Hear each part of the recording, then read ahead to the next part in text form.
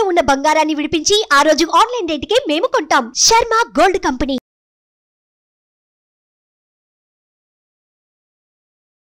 నమస్కారం, నేను మీ జాహ్నవి. అందరూ బాగున్నారు కదా? బాగున్నారని, బాగుండాలని మనస్ఫూర్తిగా కోరుకుంటూ మరి ఈ రోజు సూక్ష్మంలో మోక్షం ప్రత్యేక కార్యక్రమం ద్వారా మనకున్నటువంటి ప్రతి సమస్యకి సరికొత్త రెమెడీస్ చెప్పడం కోసం అంతా ఉన్నారు ప్రముఖ జ్యోతిష్య వాస్తు పండితులు, జ్యోతిష్య వాస్తు శిక్షణ నిపుణులు, లలిత ఉపాసకులు బ్రహ్మశ్రీ నానాజీ పట్నాయక్ గురువు గారు. మాట్లాడేద్దాం. నమస్కారం గురువుగారు. శ్రీమాత్రే నమః. అయితే గురువుగారు, ప్రస్తుతం వారాహి నవరాత్రులు చాలా ఇష్టంగా బాగా స్టార్ట్ అయినాయి ఇప్పుడు. ఎందుకంటే ఎవ్రీ ఇయర్ వారాహి నవరాత్రులు కానీ ఈసారి ఎందుకో చాలామంది ప్రజలు ఇష్టపడుతున్నారు. ఈ వారాహి నవరాత్రులు చేయాలి, ఈ దీక్ష పూనాలి, ఏదన్నా ఒక పూజ చేయాలని. అయితే వారాహి నవరాత్రులు వచ్చి గుప్త నవరాత్రులు అందరూ చేయదగినవి కాదు అని చెప్తూ ఉంటారు కదా. కాకపోతే కొంతమంది వచ్చి తేలిగ్గా ఇంట్లో చేసుకోవచ్చు, పర్వాలేదు అని కూడా చెప్తున్నారు. అయితే ఇక్కడ చేయకూడనివి గుళ్ళో చేసుకునేవి వాళ్ళు చేసుకున్నప్పటికీ మనం ఇంట్లో చేసుకోవాలి అంటే తేలికగా ప్రతి ఒక్కళ్ళు సామాన్యులు సైతం ఇంట్లో నిష్టగా చేయాలనుకునే వాళ్ళకి తగిన విధి విధానాలు చెప్పండి. అండ్ ఎప్పటి నుంచి మొదలు, సో దానికి సంబంధించి డీటెయిల్గా ఎక్స్ప్లెనేషన్ ఇవ్వండి గురించి. మనకి అమావాస్య అయిపోగానే ఆషాఢ మాసంలో అమావాస్య నెక్స్ట్ డే అంటే 5వ తారీఖుతో అమావాస్య అయిపోతుంది. 6వ తేదీ నుంచి మనకి 9 రోజుల పాటు వారాహి గుప్త నవరాత్రులు ఉంటాయి. ఓకే, అయితే మొట్టమొదటిగా ఇది కొంతమంది చేసుకోవచ్చని చేసుకోకూడదని ఎందుకంటారో నేను మీకు క్లారిటీ ఇచ్చి దాని తర్వాత మిగతా విషయాల్లోకి వెళ్దాం.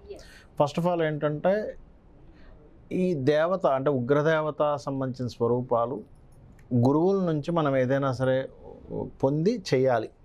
ఎందుకు గురువుల నుంచే తీసుకొని చేయాలంటారంటే, దాని మీద అంటే ఈ యొక్క ఉగ్రదేవత సంబంధించినవి ఏవైనా సరే ఇచ్చేటప్పుడు పర్టికులర్గా గురువులు 1 సంవత్సరం నుంచి 5 సంవత్సరాల పాటు వాళ్ళని పరిశీలన చేసి ఇచ్చేవారు. అంత తొందరగా ఇచ్చేవారు కాదు. ఎల్లగానే ఇప్పట్లాగా ఆ మంత్రం కావాలని వెంటనే ఇచ్చేవారు కాదు. చాలా తిప్పుకునేవారట కదా. వాళ్ళ యొక్క మానసిక స్థితి ఎట్లా ఉంది, అనవసరమైన ఆవేశాలకి వాటికి గురయ్యేటువంటి మనిషి అంటే అసలు ఎందుకు తీసుకుంటున్నాడు ఆ యొక్క మంత్రాన్ని, వారాహి అమ్మవారి యొక్క మూల మంత్రాన్ని ఎందుకు తీసుకుంటున్నాడు, ఆ గుప్తంగా చేసేటువంటి వాటి గురించి ఎట్లా ఎందుకు తెలుసుకుంటున్నాడు అనే విషయాన్ని కంప్లీట్గా ఈ వ్యక్తి ఎవరికి ఇబ్బంది పెట్టడం అనుకునే వ్యక్తికి మాత్రమే ఇచ్చేవారు. ఎందుకంటే అది పనిగట్టుకుని మనం ఇబ్బంది పెట్టాలని రూల్ లేదు. ఇప్పుడు మనం చేస్తున్నాం అనుకోండి, ఆ వ్యక్తికి కంట్రోల్ ఉండాలి. ఎవరి మీద పడితే వాళ్ళ మీద కోప్పడము ఇలాంటివి చేయకూడదు. ఎందుకు అంటే, ఈ అమ్మవారిలో శక్తి దేవతా స్వరూపాలు ఎలా ఉంటాయంటే, ఆ ఎనర్జీస్ ఎలా ఉంటాయంటే, మనం అవతల వాళ్ళ మీద కోప్పడగానే వెంటనే ఎనర్జీ అటాక్ చేయడం స్టార్ట్ చేస్తుంది. సో మనం ఏం చేస్తే అది. అయితే దానివల్ల అకారణంగా మీ కోపం వల్ల మీకు నష్టమే, అవతల వాళ్ళకి నష్టమే. అందుకని ఇటువంటివి చేసేటువంటి వారు చాలా శాంతస్వరూపంగా ఉండాలి, చాలా శాంతంగా ఉండాలి, కూల్గా ఉండాలి. అసలు ఎందుకు చేస్తున్నాం అంటే, ఈ జన్మం మనుష్య జన్మ ఎత్తినందుకు అమ్మవారిని ఆరాధించి ఈ యొక్క మనుష్య జన్మ యొక్క సార్థకత కోసం చేస్తున్నాను అనేటువంటి భావనతో చేయడము, అమ్మవారిని ఆరాధనా భావంతో చేయడమే తప్ప, ఇది ఎప్పుడైతే అనవసరమైన కోపాలు, ద్వేషాలు, విద్వేషాలు పెట్టుకుంటే అవతల వాళ్ళకి ఎఫెక్ట్ వస్తుంది. ధర్మబద్ధంగా మీరు అవతల వాళ్ళు ఇబ్బంది పెడుతున్నారు మిమ్మల్ని, ఉదాహరణకి వాళ్ళ మీద మీరు కోపడ్డారు, అప్పుడు వేరు, దానివల్ల ఇబ్బంది ఏమి ఉండదు. కానీ అవతల వాళ్ళు ఎటువంటి ఇబ్బంది పెట్టకపోయినా ఒక్కోసారి మనం అవతల మీద ఏదో కోపంతో అరిచేస్తాం. అలాంటప్పుడు వాళ్ళ మీద ఎఫెక్ట్ అనేది చూపిస్తుంది. అందుకని ఏం చెప్తారంటే, ఎవరు పడితే వాళ్ళు చేయకండి అంటారు. ఎందుకు? వాళ్ళ మానసిక స్థితి ఎలా ఉందో తెలియదు, వాళ్ళ యొక్క రాగద్వేషాలు ఎలా ఉన్నాయో మనకు తెలియదు. వాళ్ళు తొందరపడి ఏదైనా ఇది చేసి వీళ్ళ యొక్క లైఫ్, వాళ్ళ యొక్క లైఫ్ కూడా పాడు చేసుకుంటారనే భావనతోనే గురువుల దగ్గర తీసుకోవాలనేటువంటి చెప్తారు. ఒకటి గురుముఖంగా కారణం ఏంటంటే చెప్తున్నాను మీకు. మరి అందరూ చేసుకోవచ్చా, చేసుకోకూడదు అంటే అందరూ 100% చేసుకోవచ్చు. అయితే మూల మంత్రం తీసుకొని జపం చేసేది మాత్రం ఆ రకంగానే గురువుల పరిశీలనలోనే తీసుకోవాలి. నార్మల్గా మీరు ఇంట్లో పటం పెట్టుకోవచ్చా, పెట్టుకోకూడదా? 100% పెట్టుకోవచ్చు. ఎందుకు అంటే, ఈ వారాహి అమ్మవారు ఎవరో కాదు, సప్తమాతృకులలో ఒక ఆవిడ వారాహి. అదేవిధంగా శక్తి, మనకి వరాహమూర్తి యొక్క శక్తి. అంటే వరాహం అంటే ఎవరు? ఈ భూమిని రక్షించినటువంటి విష్ణువు యొక్క అవతారం. విష్ణువు యొక్క అవతారం యొక్క శక్తి ఎవరై ఉంటుంది? లక్ష్మీ అమ్మవారే అయి ఉంటారు, అంతే కదా. అంటే లక్ష్మీదేవి అమ్మవారే మరొక రూపం. అయితే ఈ నవరాత్రులు కూడా ఎవరైతే దీక్షలా తీసుకొని నేల మీద నిద్రపోయి బ్రహ్మచర్యం పాటిస్తూ ఒంటిపూట భోజనం చేస్తూ ఉదయము సాయంత్రం అమ్మవారిని కనుక ఆరాధించినట్లయితే, కొంతమంది ఉట్టి సాయంత్రాలే చేస్తారు, బట్ మార్నింగ్ ఈవినింగ్ కూడా చేయొచ్చు, తప్పేం కాదు. దీక్షలో ఉన్నప్పుడు ఎలా చేస్తారు, చేసినట్లయితే కలిగే ఫలితాలు ఏమిటి అంటే, ఒకటి భూమి కొనుక్కోవాలనేటువంటి ఒక సంకల్పం ఉంది, కొనుక్కోగలుగుతారు. భూ వివాదం ఉంది, క్లియర్ అవుతుంది. వీటన్నిటికంటే ఇంకా ముఖ్యమైనటువంటిది ఏంటంటే స్థిరత్వం వస్తుంది మనిషికి. అంటే చంచలత్వము పోయి స్థిరత్వం వస్తుంది.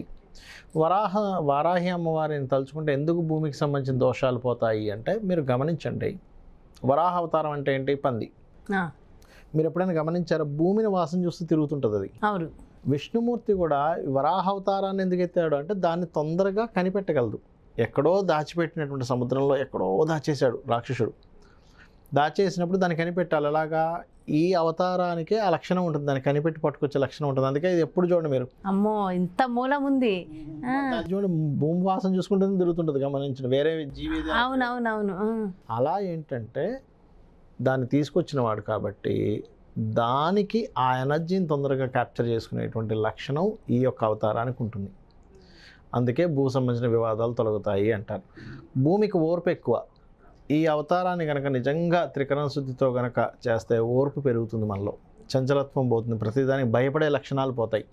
ఇప్పుడు చిన్నపిల్లలు ఎవరైనా మాటిమాటికి ప్రతిదానికి భయపడుతున్నారు, చంచలంగా ఉన్నారనుకోండి, ఈ ఉపాసన లేదా ఈ స్తోత్రం వరాహి అమ్మవారి యొక్క స్తోత్రం ఉంటుంది, అది కనుక పిల్లలకి నేర్పిస్తే వాళ్ళకి చిన్న చిన్న విషయాలకి చంచలంగా ఉండడం, భయపడడం, ఇవన్నీ కూడా చాలా తగ్గిపోతాయి.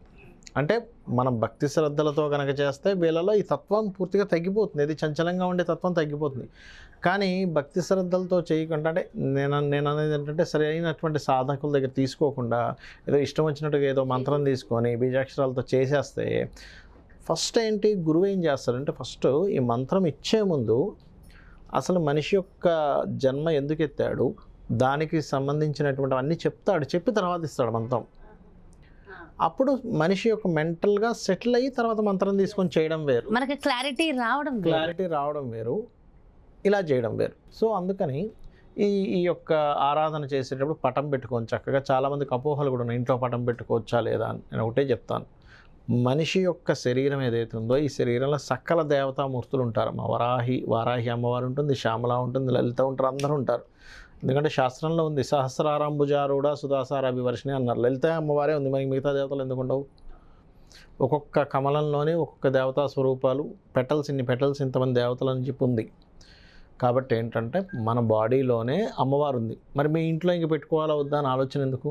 అయితే ఇక్కడ ఈ యొక్క అమ్మవారిని ఆరాధించేటప్పుడు మీరు ఒకవేళ గొడవలు ఎక్కువగా ఉన్నాయనుకోండి, పాయసాన్ని నైవేద్యంగా పెట్టండి.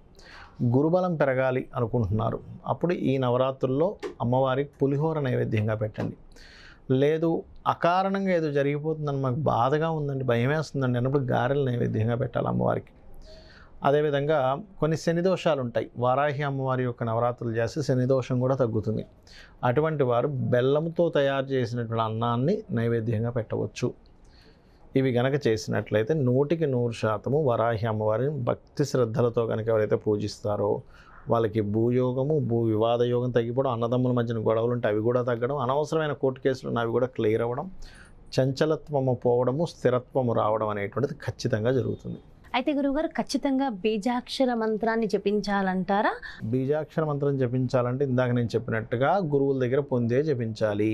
నార్మల్గా అయితే అష్టోత్తరం చదువుకోవచ్చు, తప్పి అష్టోత్తరం ఎవరైనా చదువుకోవచ్చు. అష్టోత్తరాలు ప్రత్యేకమైన రంగు పూజలు, రంగు బట్టలు ఇవి ప్రీతికర అంటే ఒకటి ఎప్పుడు కూడా గుర్తుపెట్టుకోండి, మనకి దేవి నవరాత్రులు వస్తాయి చూసారా, దసరా సమయంలో, అవి కూడా ఏంటంటే శాస్త్రంలో ఉన్నవి కాదు, ఆయా ప్రాంతాల వాళ్ళు ఆ రంగు అమ్మవారికి అని పెట్టడమే. కానీ ఎక్కడ మనకి వేదాల్లో కానీ శాస్త్రాల్లో కానీ ఖచ్చితంగా ఇవే చేయాలని లేదు. చెప్పినటువంటిది ఏంటంటే భక్తి ప్రధానము, మీరు మనస్ఫూర్తిగా నమ్మి చేయగలగాలి, ఆటోమేటిక్గా రిజల్ట్ వస్తుంది, దాని రిజల్ట్. చివరిగా ఒక్క ప్రశ్న గురువుగారు, వారాహి నవరాత్రులు అనేది మీరు అన్నట్టుగా అమావాస్య తర్వాత రోజు మొదలైనప్పటి నుంచి మాత్రమే చేయాలా, ప్రత్యేకించి ఎప్పుడైనా ఈ దీక్షను చేయవచ్చు అంటారా? అంటే అసలు ఎందుకు వారాహి నవరాత్రులు ఇప్పుడే ఎందుకు వచ్చాయి, ఏమి ఒక 10 రోజుల ముందు రావచ్చు, లేకపోతే 1 నెల రోజుల ముందు రావచ్చు కదా. అంటే మనకి శాస్త్రాల్లో ఒక్కొక్క మాసానికి కొన్ని రోజులు 9 రోజులు ఏంటంటే ఆ యొక్క భగవత్ శక్తి పర్టికులర్గా ఎక్కువగా ఉంటుంది. ఓకే, అదే దసరా నవరాత్రులు ఆ టైంలోనే అలా ఎలా అయితే అమ్మవారిది అక్కడ ఎలా వస్తుందో, మధ్యలో ఒకసారి శ్యామల అమ్మవారికి సంబంధించింది ఎలా వస్తుందో, రాజశ్యామల ఎలా వస్తుందో, ఈ సమయంలో ఏంటంటే వరాహి అమ్మవారి యొక్క శక్తి అధికంగా ఉంటుంది, దగ్గరగా ఉంటుంది అంటారు. శక్తి దగ్గరగా ఉన్నప్పుడు మీరు పూజ చేసినప్పుడు తొందరగా అది కనెక్ట్ అవుతుంది. ఇప్పుడు దూరంగా ఉన్నారు, మీరు ఎక్కడో ఉన్నారు, నేను పిలిస్తే మీకు వినబడదు. దగ్గరగా ఉన్నారు, వెంటనే వినిపిస్తుంది. అంతే. అలాగే శక్తి దగ్గరగా ఉన్నప్పుడు చేసే ఉపాసన తొందరగా ఫలిస్తుంది, అందుకే ఇప్పుడు చేయాలి. అలాగే గురువుగారు, మరి మన వ్యూవర్స్ అందరికీ కూడా సింపుల్గా సులభంగా జపించుకునేలాగా ఒక మంత్రాన్ని కూడా వివరించండి. చాలా సింపుల్ మంత్రం, ఓం వారాహి దేవి అయి నమః. అంటే అమ్మ వారాహిదేవినికి నమస్కరిస్తున్నాను. దీనికంటే మించిన మంత్రం ఇదైతే ఎవరైనా సరే జపించుకోవచ్చు, ఎలాంటి దోషము ఉండదు. అండ్ చాలా చాలా చక్కగా డీటెయిల్గా ఎక్స్ప్లెయిన్ చేశారు గురుగారు. Thank you so much. నమస్కారం. శ్రీమాత్రే నమః. చూసారు కదండి, వారాహి నవరాత్రుల్లో ముఖ్యంగా ఖచ్చితంగా మనం ఆచరించవలసిన విధి విధానాలు, అవి చేయడం వల్ల మనకు కలిగే ఫలితాన్ని ముందుగా వివరిస్తూనే, మరి అలాగే మనము ఈ వారాహి నవరాత్రుల దీక్షలో ఆచరించవలసిన మంత్రాన్ని, నిత్యము జపించవలసిన మంత్రాన్ని, ఆచరించవలసిన విధి విధానాలని కూడా ఎక్స్ప్లెయిన్ చేశారు కదా. సో ఖచ్చితంగా సులభంగా సింపుల్గా ఇంట్లో వారాహి దీక్షని చేసుకోవాలనుకునే వాళ్ళకి ఈ వీడియో ఖచ్చితంగా ఉపయోగపడుతుందని, ఇది చేసి అందరూ కూడా మంచి పొజిషన్స్కి వెళ్ళాలని మనస్ఫూర్తిగా కోరుకుంటూ మరో ప్రత్యేకమైన కార్యక్రమంతో మళ్ళీ మీ ముందుకు చేస్తాను. అలాగే మీ యొక్క జాతకానికి సంబంధించి కానీ, లేదంటే మీ ఇంటి వ్యాపార వాస్తుకు సంబంధించి కానీ గురువు గారిని సంప్రదించాలి, అపాయింట్మెంట్ కావాలి అనుకుంటే అస్సలు ఆలస్యం చేయదు. వెంటనే క్రింద డిస్ప్లే అవుతున్నటువంటి నెంబర్స్కి కాల్ చేయండి, అపాయింట్మెంట్ తీసుకోండి. నమస్కారం.